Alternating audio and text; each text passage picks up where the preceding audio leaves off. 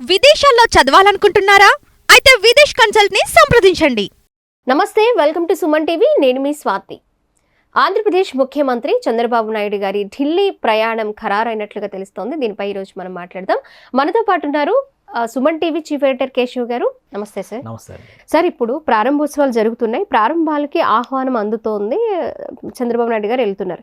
కానీ ఏమేమి projects start అవుతున్నాయి, ఏమేమి బిల్డింగ్స్ స్టార్ట్ అవుతున్నాయి అనేది అందరికీ ఒక డౌట్ అనేది క్రియేట్ అవుతుంది. మనం ఏమనుకోవచ్చు అంటారు సార్? అమరావతి కన్స్ట్రక్షన్ లో 3 మేజర్ ఇష్యూస్ ఉన్నాయి. ఒకటి ఏంటంటే మాస్టర్ ప్లాన్ లో చేసినటువంటి డిజైన్లకు అనుగుణంగా గవర్నమెంట్ క్రియేట్ చేయాల్సినటువంటి ఇన్ఫ్రాస్ట్రక్చర్. రెండోది గవర్నమెంట్ ఏదైతే ఐకానిక్ స్ట్రక్చర్స్ కింద అనౌన్స్ చేసుకుంటూ వచ్చిందో వాటిని నిర్మించడం. మూడోది ప్రైవేట్ పార్ట్నర్షిప్తో అగ్రిమెంట్స్ చేసుకున్నారు. ఆ ప్రైవేట్ పార్ట్నర్షిప్ సంబంధించినటువంటి సంస్థలన్నీ ఒక్క అమరావతి ఎడ్యుకేషన్ సిటీ ఏరియాలోనే 18 ప్రపంచ స్థాయి విద్యా సంస్థలకి అప్రూవల్ ఇచ్చింది రాష్ట్ర ప్రభుత్వం. అందులో ఇప్పుడు 4-5 పనిచేస్తున్నాయి, 4-5 ఆపరేషన్లో ఉన్నాయి. మిగతావన్నీ కూడా రావాలి కదా. So at the same time 25 కేంద్ర ప్రభుత్వ రంగ సంస్థలకి ల్యాండ్ ఎలకేషన్ జరిగింది. ఏవి కూడా పనులు ప్రారంభించాలి, 1-2 ప్రారంభించినట్టున్నాయి. ఏదంటే ఫోరెన్సిక్ ల్యాబొరేటరీ లాంటివి, ఇగ్నో లాంటివి ప్రారంభించింది. మిగతా పనులు ప్రారంభించాల, మేము ప్రారంభిస్తాం అని మాత్రమే హామీ ఇచ్చారు. ఇవన్నీ ప్రారంభించాల్సింది ఎవరు? కేంద్ర ప్రభుత్వం. కేంద్ర ప్రభుత్వం ఆధ్వర్యంలో కదా. ఇప్పుడు ఇన్కమ్ ట్యాక్స్ డిపార్ట్మెంట్కి ఇచ్చారు, అలానే రిజర్వ్ బ్యాంక్ ఇచ్చారు, ఇట్లాంటి చాలా సంస్థలకి ఇచ్చారు. National institute of fashion designing, ఇట్లాంటి వాటి అన్నిటికీ ఇచ్చారు. NIDT, ఇట్లాంటి వాటికి చాలా వాటికి ల్యాండ్ ఎలకేషన్ జరిగింది. బ్యాంకులు ఉన్నాయి, జాతీయ బ్యాంకులు ఉన్నాయి. ఈ బ్యాంకులకి ఏవి కూడా పనులు ప్రారంభించాలి. సో వీటన్నిటిని ఇనిషియేట్ చేయాల్సినటువంటి బాధ్యత ఎవరి మీద ఉంటుంది? ముఖ్యమంత్రిగా ఆయన ప్రధానమంత్రి మీద ఒత్తిడి తీసుకొస్తే వాళ్ళు ఆయా సంస్థలకి ఆయా శాఖల మంత్రుల ద్వారా డైరెక్షన్స్ ఇస్తే పని తొందరగా జరుగుతుంది. సో అమరావతి సాకారం కావడానికి 2 టైర్ ప్లాన్. ఒకటి ప్రభుత్వం కల్పించాల్సినటువంటి వనరులు, 2 ప్రైవేట్ భాగస్వామ్యంతో తీసుకురావాల్సినటువంటి వనరులు. మూడోది అక్కడ ఏంటంటే సహజంగానే ఇన్ఫ్రాస్ట్రక్చర్ రాష్ట్ర ప్రభుత్వం బాధ్యత. రహదారి కనెక్టివిటీ కానీ, వాటర్ సోర్సెస్ కానీ, ఇవన్నీ కూడా అక్కడ వస్తేనే మనుషులు ఉండగలిగేటువంటి వాతావరణం ఉంటుంది అనమాట.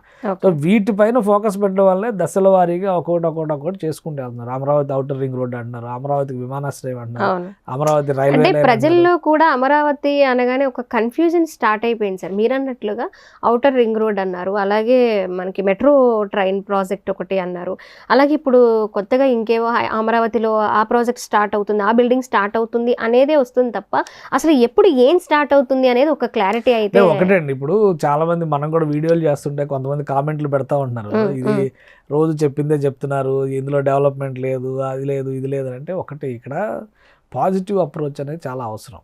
ఏది కూడా ఒక్క రోజులో నిర్మాణం జరిగిపోదు. సో వాటికి కావాల్సినటువంటి ప్రాతిపదికను తయారు చేసుకోవడం. రెండోది ఏంటంటే గవర్నమెంట్లో ప్రొసీజరల్ ఇష్యూస్ చాలా ఉంటాయి. ఒక ఇల్లు కట్టాలన్నా కానీ గవర్నమెంట్లో చాలా ప్రొసీజర్ ఉంటుంది. ఆ ప్రొసీజర్ చేయడానికి నెలల తరబడి సమయం జరిగిపోతుంది. అమరావతి తాత్కాలిక భవనాలు కట్టడానికి 5 ఏళ్ళు అయిపోయింది సార్ అప్పట్లో. ఇప్పుడు శాశ్వత భవనాల నిర్మాణంతో కొన్ని కొత్త ప్రాజెక్టులు కూడా తీసుకొస్తూ ఉన్నప్పుడు ఇంకాస్త ఎక్కువ టైం పట్టే అవకాశం. అందుకనే 3 ఏళ్ల టైం పెట్టారు. ఇప్పుడు 3 ఏళ్ల టైం ఎందుకు పెట్టారంటే హైటెక్ సిటీని హైదరాబాద్ లో 11 నెలల్లో కట్టారు. చంద్రబాబు నాయుడు గారు కూడా కొన్ని నిర్మాణాలు ఆంధ్రప్రదేశ్లో, ప్రస్తుతం ఉన్న ఆంధ్రప్రదేశ్లో కూడా 11 నెలలు టార్గెట్ పెట్టి విశాఖలో కట్టినవి ఉన్నాయి, విజయవాడలో కట్టినవి ఉన్నాయి. విజయవాడలో నేషనల్ ఇన్స్టిట్యూషన్స్ కొన్ని కట్టారు. తాడేపల్లిగూడెంలో ఎయిమ్స్ ఎంత పెద్ద వ్యవస్థ కట్టారు, అది కూడా మొత్తం మీద 2.5 ఏళ్లలో కట్టారు. కానీ అమరావతి దగ్గరకు వచ్చేసరికి ఎందుకు జాప్యం జరుగుతుందంటే అమరావతిలో ఎటువంటి లోపభూయిష్టమైనటువంటి విధానం ఉండకూడదు, చట్టపరమైనటువంటి సమస్యలు ఏవీ రాకూడదు. వాటిని దృష్టిలో పెట్టుకుని ఒక కొత్త నగర నిర్మాణమే జరుగుతుంది కాబట్టి అక్కడ ప్రణాళికబద్ధమైనటువంటి ఆచరణలో వెళ్ళేటువంటి సమయంలో కొంత టైం ఎక్కువ తీసుకుంటున్నమాట వాస్తవం. అందుకే చాలామంది సంవత్సరం వేస్ట్ చేశారు, అప్పుడే 4 ఏళ్ళు ఉంది ఇంకా, ఇవన్నీ కామెంట్స్ చేస్తున్నారు. అది వాళ్ళ పాయింట్ ఆఫ్ వ్యూలో కరెక్టే కావచ్చు, కానీ ప్రభుత్వం కోణంలో చూసినప్పుడు మనం ఎంత వేగంగా చేయాలన్నా కానీ ప్రొసీజర్ని డీవియేట్ అయ్యి చేయడానికి అవకాశం ఉండదు. ఒకవైపు వైసీపీ కూడా అంటుంది సార్, అన్ని వేల కోట్లు, 60,000 కోట్లు, ఇన్ని వేల కోట్లు వచ్చిన పెట్టుబడులన్నీ కూడా మీరు అక్కడ ఒకే చోట ఇన్వెస్ట్ చేస్తారు. జగన్మోహన్ రెడ్డి గారు నేను బటన్ నొక్కడానికి 2 లక్షల కోట్ల రూపాయలు ఇచ్చారని చెప్తున్నారు ఆయన. ఎవరు తిన్నారు? ఏ రకమైన ప్రగతి సూచికలను అది చూపించింది? డబ్బులు ఇవ్వడం అభివృద్ధి కాదు కదా. పరిపాలన ఎప్పుడైనా కానీ ఎలా జనరంజకం అవుతుందంటే, చిన్న ఎగ్జాంపుల్, ఒక వ్యక్తి సుఖంగా జీవించడానికి వనరులు సమకూర్చడం ఒక రకమైనటువంటి డెవలప్మెంట్. ఒక వ్యక్తికి డబ్బులు ఇచ్చి నీకు కావాల్సింది నువ్వు కొనుక్కోమని చెప్పడం ఇంకో రకమైన డెవలప్మెంట్. ఏది పర్మనెంట్ అంటే ఫస్ట్ది కొద్దిగా కష్టంగా అనిపించవచ్చు ప్రభుత్వాలు, కానీ ఆచరణలో చూసినప్పుడు దానివల్ల వచ్చే ప్రయోజనాలు ఎక్కువ ఉంటాయి. ఈ బటన్ నొక్కేటువంటి కార్యక్రమాలతో వచ్చే ప్రయోజనాలు చాలా తక్కువ ఉంటాయి.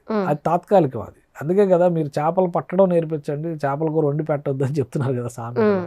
కాబట్టి వాళ్ళు బటన్ నొక్కి మేము 5 ఏళ్లలో ఇన్ని లక్షల కోట్లు ఇచ్చాం మేము అని చెప్పి ఎవరు ఇచ్చారు? వాళ్ళ డబ్బులు ఎవరికి ఇంట్లో తీసుకొచ్చి ఇవ్వలేదు కదా. ఇప్పుడు చంద్రబాబు నాయుడు గారు కూడా ఆయన ఇంట్లో తీసుకొచ్చి ఇవ్వట్లా.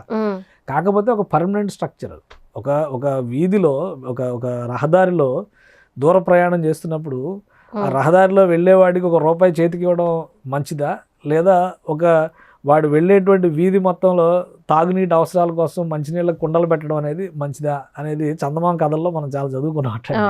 సో ఏది మంచి అనేది జనం విచక్షణ మీద ఆధారపడి ఉంటుంది. ఈ షార్ట్ టర్మ్ బెనిఫిట్స్ దృష్టిలో పెట్టుకొని మాట్లాడడం కాదు. అమరావతి అనేది ఒక రాజ్యానికి సంబంధించినటువంటి రాజధాని నిర్మాణ వ్యవస్థ. అది 2000 సంవత్సరాల చరిత్ర ఉంది అమరావతికి. అమరావతి అంటే చాలామంది ఈ అమరావతి కాదు ఆ అమరావతి అంటారు. అమరావతి లెగసీని కంటిన్యూ చేయడం కోసం. ఇప్పుడు హైదరాబాద్ అంటే ఏదని చెప్పాలి మనం? ఇప్పుడు ఉన్నది హైదరాబాద్ కాదు కదా.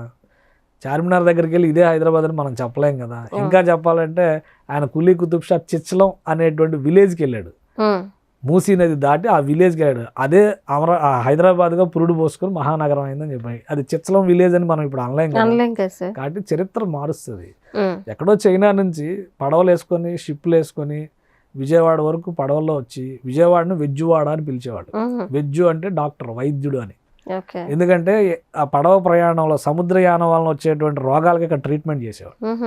ఆ ట్రీట్మెంట్ అయిన తర్వాత నాగార్జున సాగర్ కొండ ఉంది కదా, అక్కడ నాగార్జునుడి విశ్వవిద్యాలయం నడిపాడు కదా, అక్కడికి వెళ్ళి విద్యాభ్యాసం చేసేవాళ్ళు. అప్పుడు చరిత్రలో ఏది మహానగరం అని మనం చెప్తాం? ఆ లెగసీని గుర్తుపెట్టుకునేలాగా అమరావతి అని ఒక పేరు పెట్టారు. దాని పరిసరం ఇంకా చెప్పాలంటే అమరావతిలో వెలగపూడికి పక్కనున్న మందడంలో ఒక శాసనం ఉంది.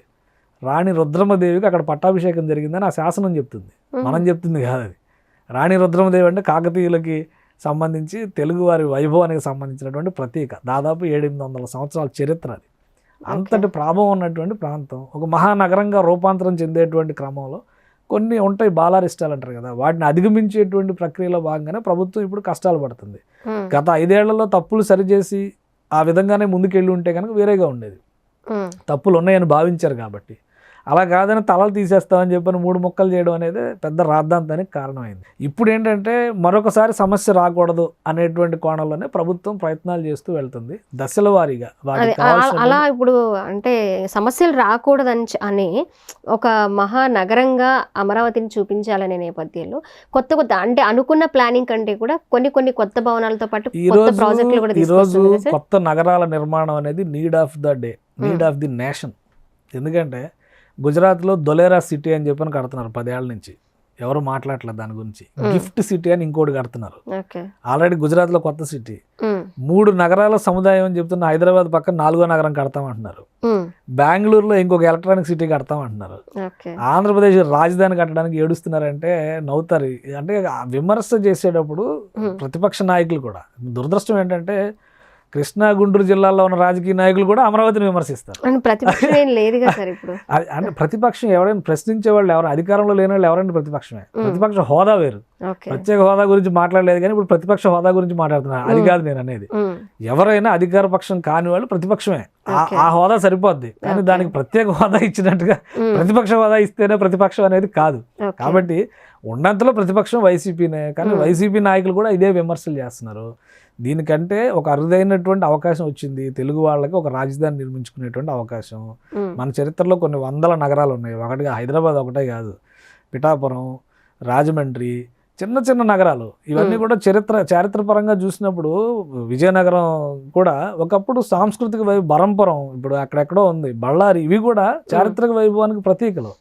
ఈ రోజు ఒక నిఖార్సైన రాజధాని, రాజకీయ రాజధాని నిర్మించుకునే అవకాశం వచ్చింది. కాబట్టి ప్రణాళికాబద్ధంగా చేసుకోవాలి. అది ఇంకొక 2028 కల్లా ఒక రూప్ అనేది ఖచ్చితంగా కనిపిస్తుంది. 2027 నాటికే వస్తుందండి.